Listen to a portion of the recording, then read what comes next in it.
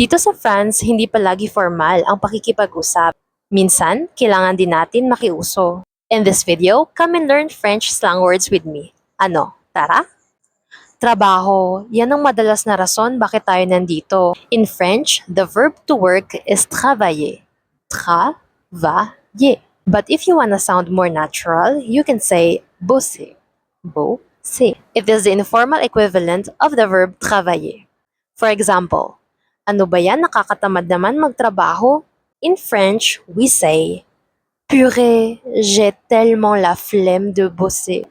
J'ai tellement la flemme de bosser. Another word you will hear a lot, especially among young people, is the word taf. Taf. It's a noun meaning work or task. May trabaho ako mamayang gabi. J'ai du taf ce soir. J'ai du taf ce soir. Ang dami kong gawain mamayang gabi.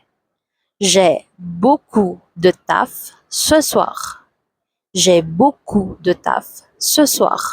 And finally, the one you will hear almost every day. Boulot. Boulot.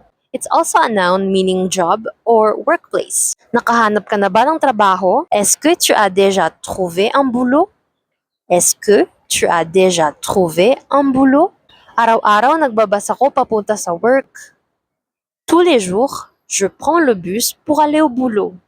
Tous les jours, je prends le bus pour aller au boulot. Voila! If you want to learn more about everyday useful French words, you can get a copy of this book on Amazon now. Thanks for watching!